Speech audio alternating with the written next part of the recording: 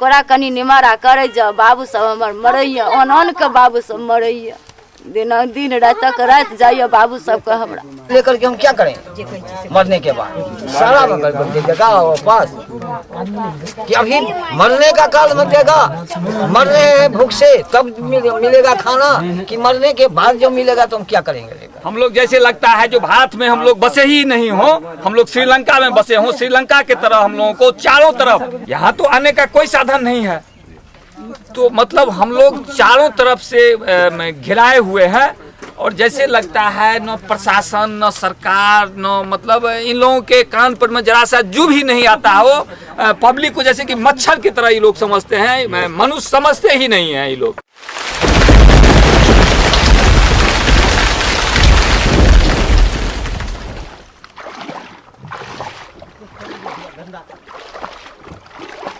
For the third time, the boat rammed into sill. For Manoj, a boy barely old enough to sprout his first whiskers, it is time to jump into the knee-deep water to rescue his wooden boat. The floods have eroded his childhood, putting old thoughts into young head. What must he do for a living? How must he ride out his present misfortunes? Will he get enough to eat? The list is endless. सब सामान भीग गया, हम लोग का कपड़ा भी भीग गया। भीगने के बाद खाने के लिए 2 दिन तक कुछ नहीं मिला।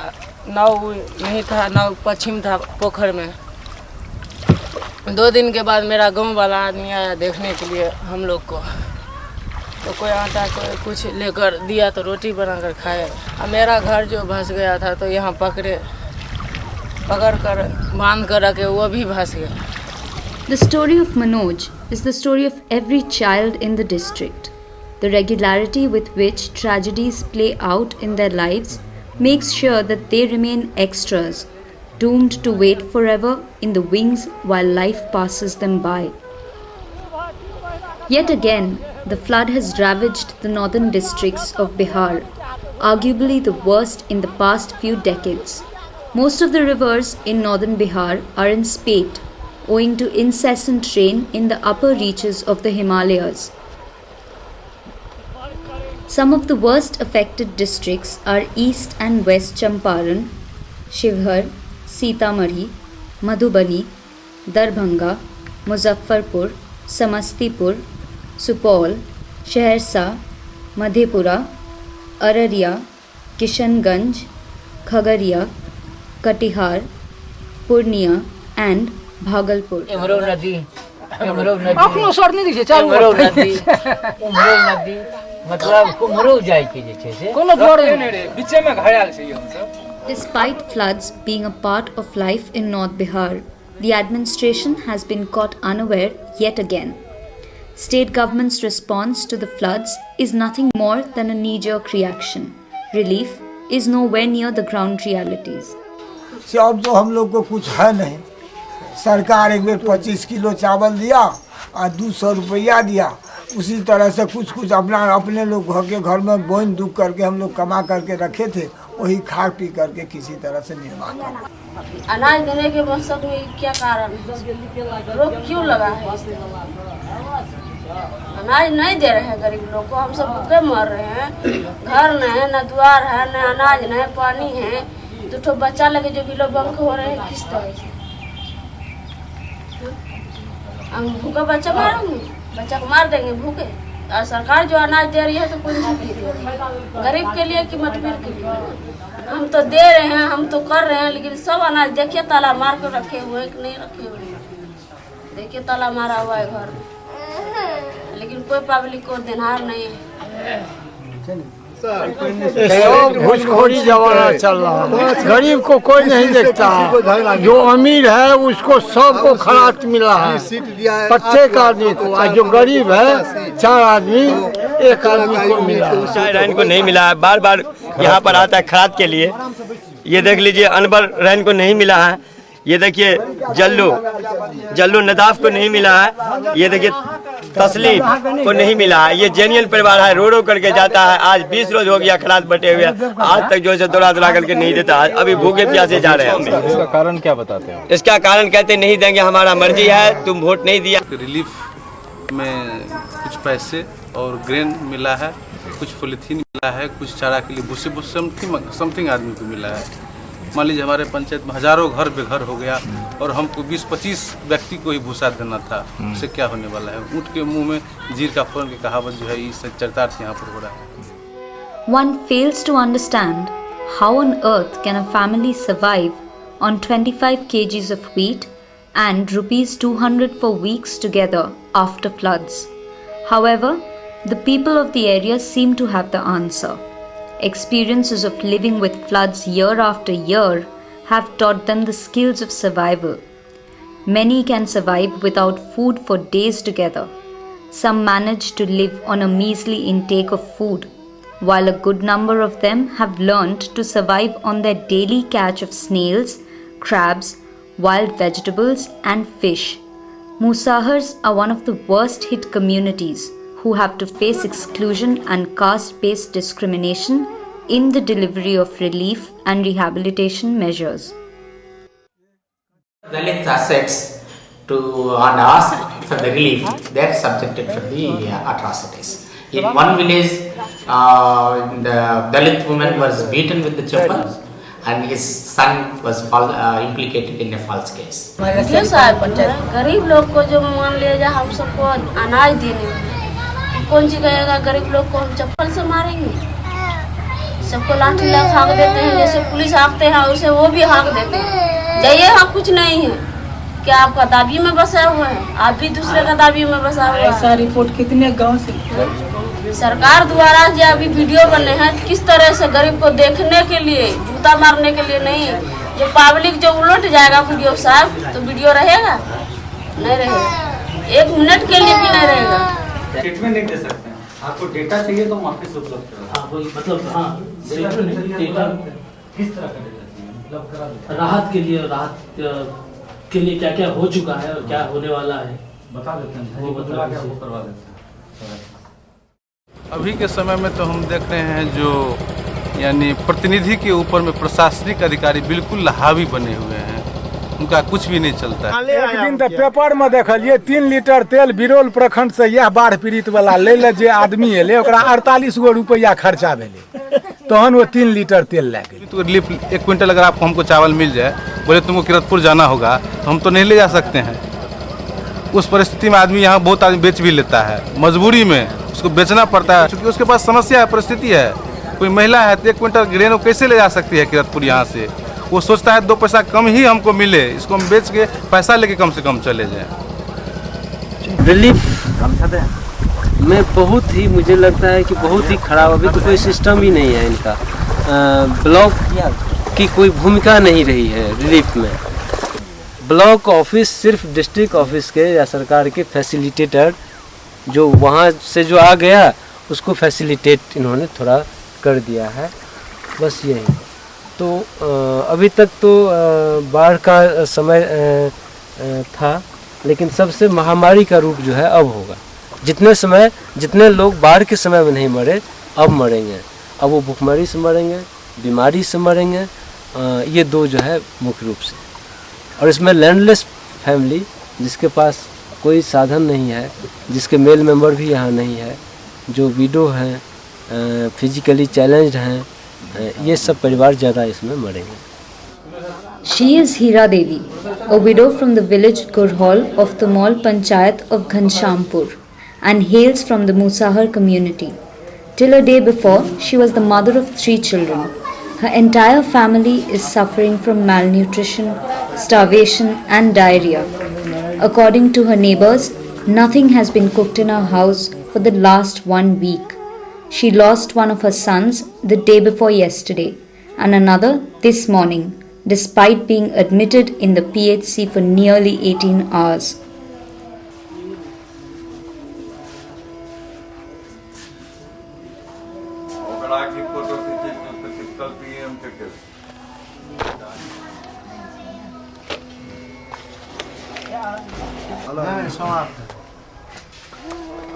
समाप्त है हट बंद। हमारे वार्ड का जो है बेटी है, इसका घर पड़ता है गोढ़ल में। इसका नाम नहीं है, रिलीफ में नाम नहीं है। हमारे यहाँ ये जो है उसको जो पति जो डेट कर गई वहीं रहती थी, तो हम जो है से इनको नाम जो है से बंगली किया है। हमारे यहाँ रहेगा तो ना हम देंगे। तो बेटी है हमारे गांव को, तो बेटी को तो प्रावधान नहीं है। जब तक यहाँ को हमारे यहाँ के नागरिक नहीं बनेगा तो हम कैसे जो है से उसको क्या करेंगे। हमारे भी पास मजबूरी थी, मुखिया जी ने हमको दिए थे 140 मात्र समस्या थे। वहाँ हमको जो है से 211 परिवार बनते हैं 5 नंबर वार्ड में। हमारी संबंधित दवा है, सब दवा है।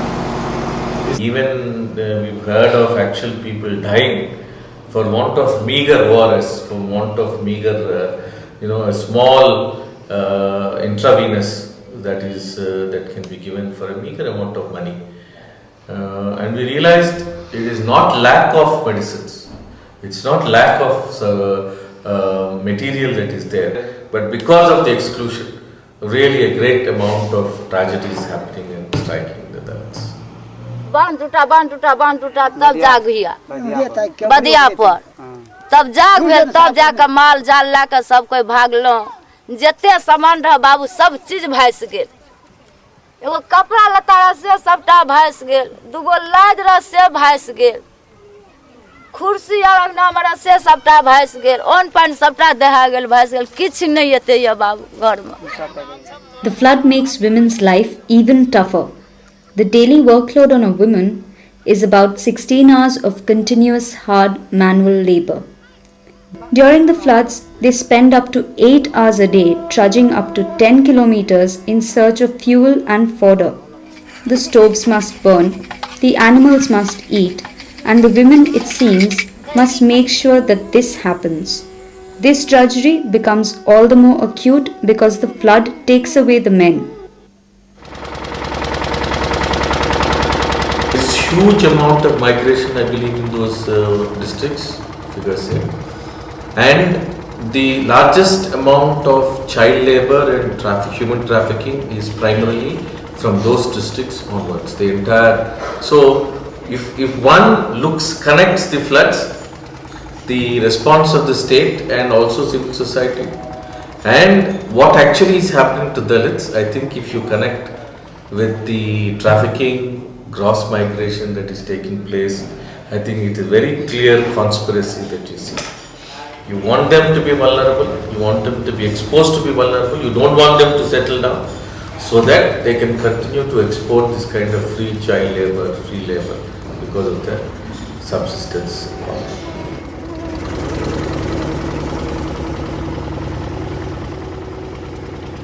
The floods of 2007 have impacted over 10,000 villages in the state of Bihar, leaving over 20 million people to suffer in various ways.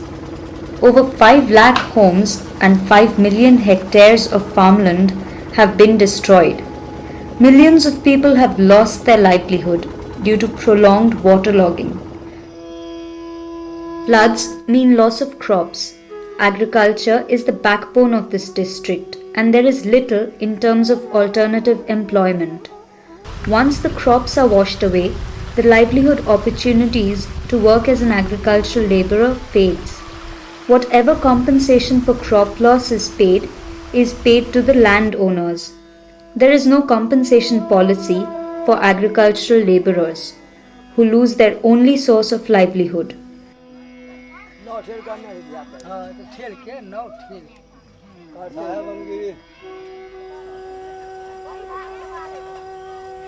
Floods take away houses, livelihood, and food security, and bring a vicious cycle of debt. It is more pronounced in the case of the poor people, largely scheduled castes, agricultural laborers, and landless.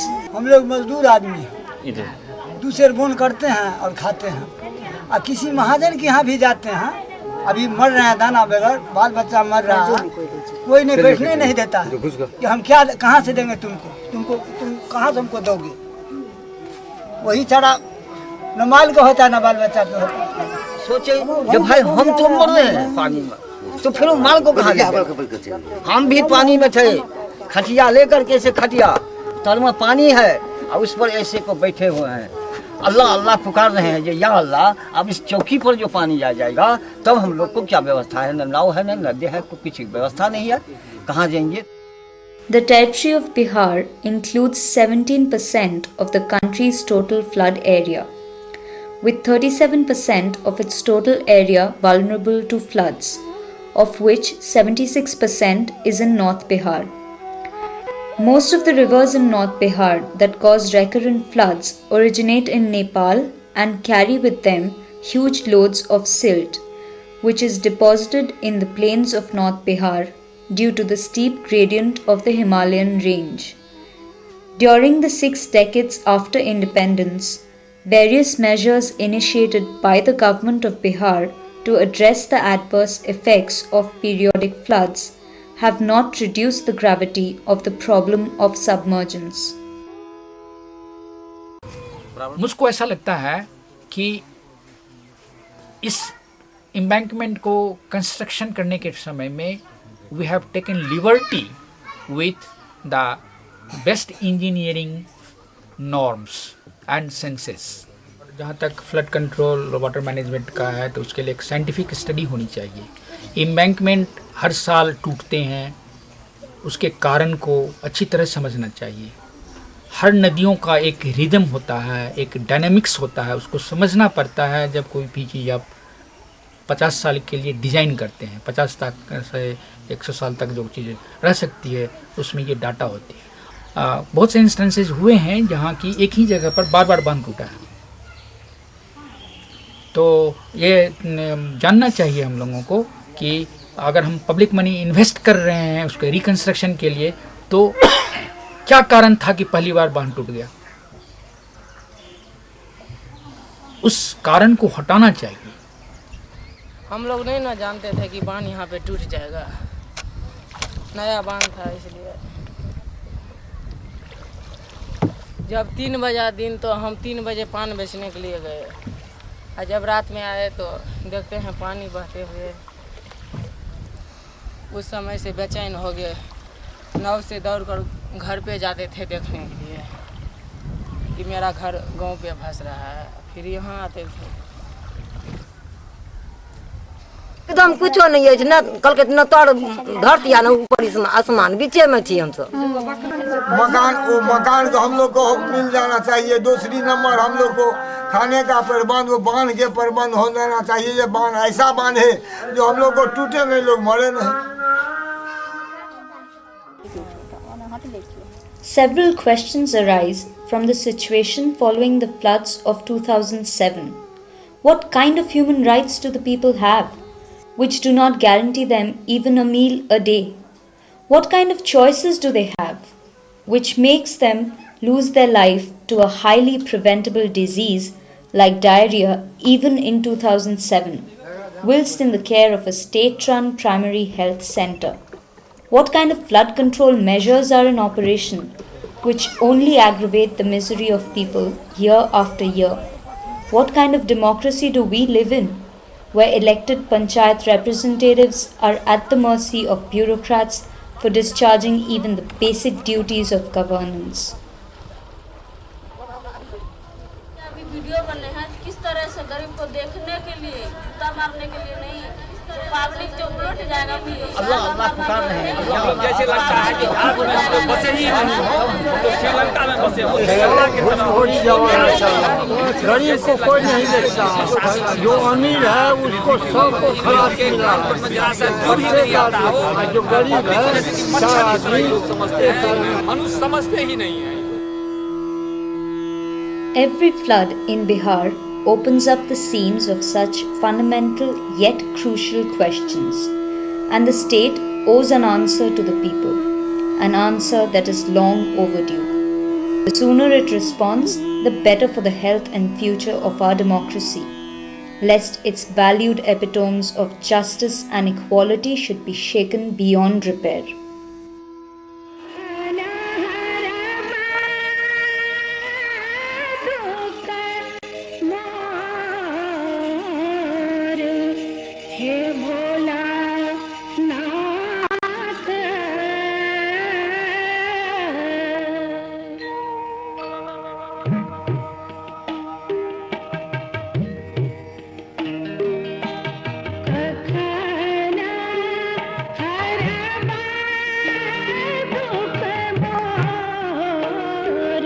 Hey